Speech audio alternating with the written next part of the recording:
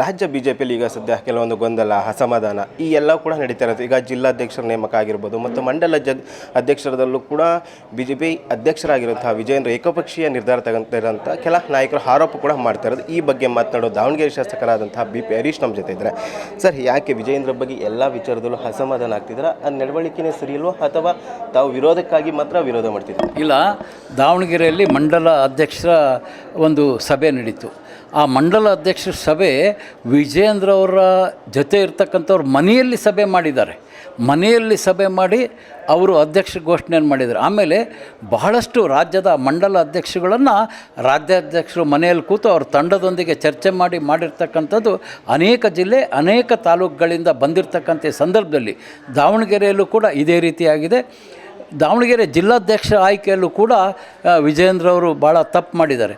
ಕಳೆದ ತಿಂಗಳು ನಮ್ಮ ರಾಷ್ಟ್ರೀಯ ನಾಯಕರು ಶಾಸಕಾಂಗ ಸಭೆಗೆ ಬಂದಿದ್ದರು, ನಮ್ಮ ಅಗರ್ವಾಲ್ ಅವರು. ಆ ಸಂದರ್ಭದಲ್ಲಿ ನಾನು ಹೇಳಿದೆ, ದಾವಣಗೆರೆ ಲೋಕಸಭಾ ಚುನಾವಣೆಯಲ್ಲಿ ರಾಜ್ಯಾಧ್ಯಕ್ಷರ ನೇತೃತ್ವದಲ್ಲಿರ್ತಕ್ಕಂಥ ರೇಣುಕಾಚಾರ್ಯ ಮತ್ತು ಅವರ ತಂಡ ದಾವಣಗೆರೆ ಲೋಕಸಭಾ ಕ್ಷೇತ್ರದಲ್ಲಿ ಕಾಂಗ್ರೆಸ್ ಪರವಾಗಿ ಕೆಲಸ ಮಾಡಿದ್ದಾರೆ ಅಂಥೇಳಿ ಎಷ್ಟೇ ಕೂಗಿದರೂ ಕೂಡ ನೀವು ಗಮನಕ್ಕೆ ಯಾಕೆ ತೆಗೆದುಕೊಳ್ಳಲಿಲ್ಲ? ನೀವು ಯಾಕೆ ದಾವಣಗೆರೆ ಲೋಕಸಭಾ ಸಭೆಯ ಪ್ರಮುಖರ ಸಭೆ ನೀವು ಯಾಕೆ ಮಾಡಲಿಲ್ಲ ಅಂತ ಹೇಳಿದ ಸಂದರ್ಭದಲ್ಲಿ ಅಗರ್ವಾಲ್ ಅವರು, ಹೌದು ನಾವು ತಪ್ಪು ಮಾಡಿದ್ದೀವಿ, ನಾವು ಮೀಟಿಂಗ್ ಮಾಡಬೇಕಾಗಿತ್ತು, ಬೇರೆ ಬೇರೆ ಕಾರಣದಿಂದ ನಾವು ಮೀಟಿಂಗ್ ಮಾಡೋಕ್ಕೆ ಆಗಿಲ್ಲ ಅಂತಕ್ಕಂಥದ್ದನ್ನು ನಮಗೆ ಸಮಾಧಾನ ಮಾಡಿದರು. ಆದರೂ ಕೂಡ ಜಿಲ್ಲಾಧ್ಯಕ್ಷ ಆಯ್ಕೆಯನ್ನು ನಿನ್ನೆ ರಾತ್ರಿ ರಾಜಶೇಖರ್ ದಾವಣಗೆರೆ BJP ಜಿಲ್ಲಾಧ್ಯಕ್ಷ ಫೋನ್ ಮಾಡಿದರು ನನಗೆ. ಮತ್ತೆ ಮುಂದಿನ 3 ವರ್ಷಕ್ಕೆ ಅಧ್ಯಕ್ಷರಾಗಿ ಆಯ್ಕೆ ಮಾಡಿದ್ದಾರೆ. ನಾಳೆ 11 ಗಂಟೆಗೆ ಪತ್ರಿಕಾಗೋಷ್ಠಿ ಇದೆ ದಾವಣಗೆರೆಯಲ್ಲಿ, ತಾವು ಬರಬೇಕು, 3 ವರ್ಷ ನನಗೆ ಸಹಕಾರ ಕೊಡಬೇಕು ಅಂತಕ್ಕಂಥ ಫೋನ್ ಮೂಲಕ ನನಗೆ ತಿಳಿಸಿದರು. ನನಗೆ ಆಶ್ಚರ್ಯ ಆಯಿತು. ದಾವಣಗೆರೆ ಲೋಕಸಭೆ ಮೀಟಿಂಗೂ ಕರೆದಿಲ್ಲ, ಕೋರ್ ಕಮಿಟಿನೂ ಕರೆದಿಲ್ಲ, ಏಕಪಕ್ಷೀಯವಾಗಿ ವಿಜಯೇಂದ್ರ ಅವರು ಅಧ್ಯಕ್ಷರನ್ನ ಇಷ್ಟೆಲ್ಲ ಗಲಾಟೆ ಆದರು. ಇಷ್ಟೆಲ್ಲ ರಾಜ್ಯ ಕೋರ್ ಕಮಿಟಿಯಲ್ಲಿ ವಿಜಯೇಂದ್ರ ಅವ್ರ ಮೇಲೆ ಎಲ್ಲ ಸದಸ್ಯರು, ಆ ಸಭೆಗೆ ಬಂದಂಥ ಎಲ್ಲ ಕೋರ್ ಕಮಿಟಿ ಸದಸ್ಯರು ನೀವು ಮಾಡ್ತಿರ್ತಕ್ಕಂಥದ್ದು ತಪ್ಪು ಅಂತ ಹೇಳಿದ್ದಾರೆ. ಅಗರ್ವಾಲ್ ಅವರು ಮುಂದೆ ಹೇಳಿದ್ದಾರೆ. ಆ ಸಂದರ್ಭದಲ್ಲಿ ವಿಜಯೇಂದ್ರ ಅವರು ನಿಮ್ಮೆಲ್ಲರ ಜೊತೆ ಚರ್ಚೆ ಮಾಡಿ ಅಧ್ಯಕ್ಷರನ್ನ ಘೋಷಣೆ ಮಾಡ್ತೀನಿ ಅಂತ ನಾನು ಮಾಧ್ಯಮದಲ್ಲಿ ನೋಡಿದೆ. ಆದರೂ ಕೂಡ ಏಕಪಕ್ಷೀಯವಾಗಿ 25 ಜಿಲ್ಲಾಧ್ಯಕ್ಷರನ್ನ ಘೋಷಣೆ ಮಾಡಲಿಕ್ಕೆ ಇವತ್ತು 11 ಗಂಟೆಗೆ ನಿಗದಿ ಮಾಡಿದ್ದಾರೆ. ಇದನ್ನು ನಾವು ಖಂಡಿಸ್ತೀವಿ.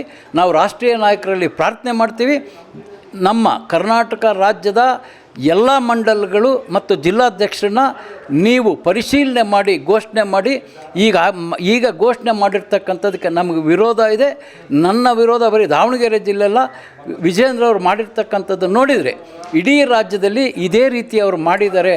ಹಾಗಾಗಿ ಇಡೀ ರಾಜ್ಯಾದ್ಯಂತ ಪಕ್ಷ 2 ಓಳಾಗೋದ್ರಲ್ಲಿ ಅನುಮಾನ ಇಲ್ಲ, ಇವ್ರನ್ನ ಮುಂದುವರಿಸಿದರೆ ಅಂತಕ್ಕಂಥದ್ದು ವಾದ ನಮ್ಮದು.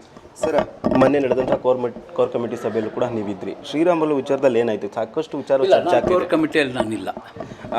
ವಿಚಾರವಾಗಿ ಅಂದರೆ ಕೋರ್ ಕಮಿಟಿ ಸಭೆಯಲ್ಲಿ ನಡೆದಂಥ ಘಟನೆ ಬಗ್ಗೆ ಕೂಡ ಏನು ಹೇಳ್ತೀರಾ? ಯಾಕೆಂದರೆ ಶ್ರೀರಾಮುಲು ಈಗ ಕಾಂಗ್ರೆಸ್ ಪಕ್ಷ ಸೇರ್ತಾರೆ ಎಂಬುದು ಚರ್ಚೆ ಆಗ್ತಿದೆ. ಸುಳ್ಳು.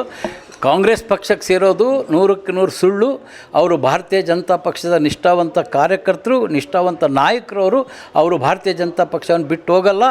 ಆದರೆ ರಾಷ್ಟ್ರೀಯ ನಾಯಕರ ಮೇಲೆ ರಾಜ್ಯಾಧ್ಯಕ್ಷರ ಸಮ್ಮುಖದಲ್ಲಿ ರಾಮುಲು ಅವ್ರ ಬಗ್ಗೆ ಸುಳ್ಳು ಮಾಹಿತಿಯನ್ನು ನೀಡಿ ಅಗರ್ವಾಲ್ರವರು ರಾಮುಲು ಅವ್ರ ಮೇಲೆ ಆ ರೀತಿ ಮಾತನಾಡಲಿಕ್ಕೆ ಅವಕಾಶ ಮಾಡಿಕೊಟ್ರು. ಅದನ್ನು ಖಂಡಿಸ್ತೀವಿ. ರಾಮುಲು ಅವರು, ನಾನು ಕೂಡ ಸಂಡೂರು ಚುನಾವಣಾ ಪ್ರಚಾರದಲ್ಲಿ ಭಾಗವಹಿಸಿದ್ದೀನಿ. ರಾಮುಲು ಅವರು ಸಂಪೂರ್ಣವಾಗಿ ಚುನಾವಣಾ ಪ್ರಚಾರದಲ್ಲಿ ತೊಡಗಿಸ್ಕೊಂಡಿದ್ರು ಅಂತ ನಾನು ಈ ಸಂದರ್ಭದಲ್ಲಿ ನಾನು ಸ್ಪಷ್ಟಪಡಿಸ್ತೇನೆ. ರಾಮುಲು ಅವರು ತಮ್ಮ ಜೊತೆನೇ ಸೇರ್ತಾರೆ ಅಂದರೆ ಯತ್ನಾಳ್ ಟೀಮ್ ಜೊತೆನೇ ಸೇರ್ಪಡೆ ನೋಡಿ, ರಾಮುಲುರವರು ಯಾವಾಗಲೂ ಕೂಡ ನಾವೆಲ್ಲ ಅಕ್ಕಪಕ್ಕದ ಕ್ಷೇತ್ರದವರು, ನಾವು ಯಾವಾಗಲೂ ವಿಶ್ವಾಸದಲ್ಲಿದ್ದೀವಿ, ಯಾವಾಗಲೂ ನಮ್ಮ ಜೊತೆ ಇರ್ತಾರೆ ಅವರು. ಸರ್, ಕೊನೆ ಪ್ರಶ್ನೆ ಅಂದರೆ ರಾಜ್ಯಾಧ್ಯಕ್ಷರ ಚುನಾವಣೆ ನಡೀತಿದೆ. ತಮ್ಮ ಪಕ್ಷದಿಂದ ಯತ್ನಾಳ್ ಅವ್ರ ಟೀಮ್ನಿಂದ ಯಾರೆಲ್ಲ ಸ್ಪರ್ಧೆ ಮಾಡ್ತಾರೆ, ಯಾರು ಮಾಡ್ಬೋದು ಅಂತ? ನೋಡಿ, ನಮಗೆ ವಿಶ್ವಾಸ ಇದೆ.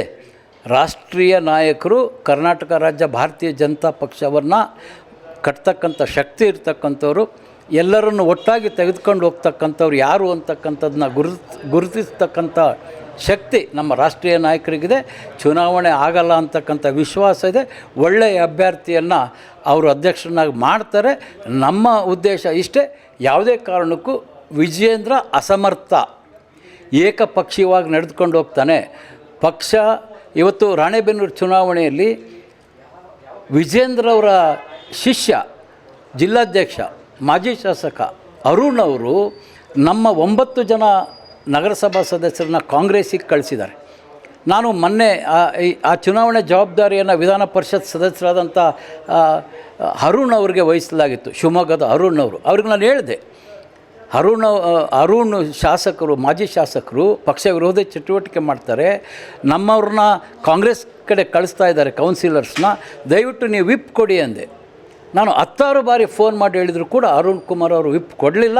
ನಿನ್ನೆ ನಡೆದಂಥ ಚುನಾವಣೆಯಲ್ಲಿ 8-9 ಜನ BJP ಕೌನ್ಸಿಲರ್ಗಳು ಕಾಂಗ್ರೆಸ್ ಕಡೆ ಹೋಗಿ ಇವತ್ತು ಭಾರತೀಯ ಜನತಾ ಪಕ್ಷ ಅಧಿಕೃತ ಅಧ್ಯಕ್ಷರು, ಉಪಾಧ್ಯಕ್ಷರು 2 ಚುನಾವಣೆಯಲ್ಲಿ ನಾವು ಸೋಲುಂಟಾಯಿತು.